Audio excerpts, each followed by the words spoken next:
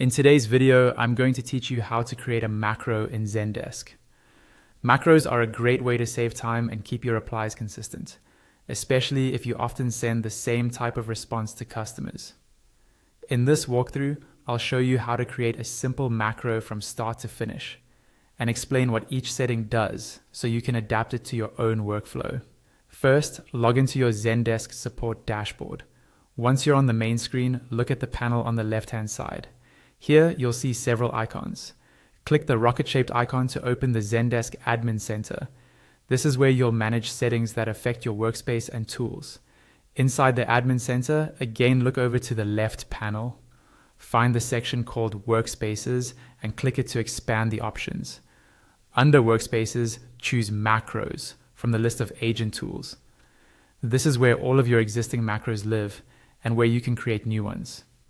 In the Macros area, go to the top right corner of the screen and click the Create Macro button. This will open the macro editor, where you'll define how your macro behaves. At the top of the macro editor, you'll see a field to enter the macro name.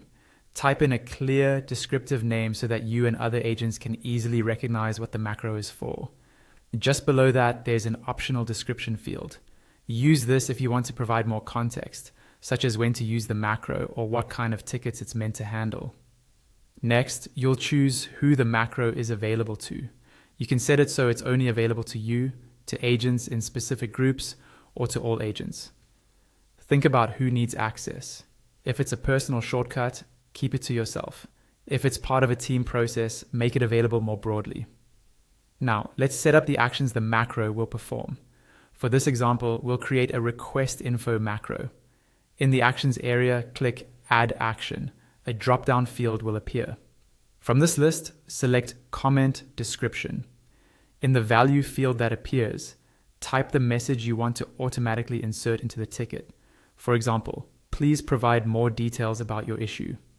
This ensures your agents use consistent language every time they need to request more information. Click Add Action again. This time, choose Status category from the drop-down. In the value field, select Pending. This means that whenever you apply this macro, the ticket status will automatically move to Pending, indicating you're waiting on the customer's response.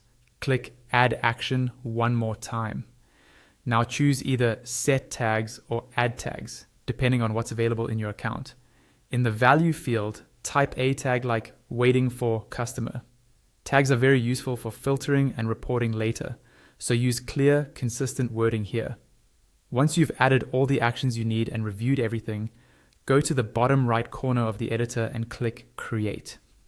Zendesk will save your new macro, and it will now be available in the ticket interface based on the availability settings you chose.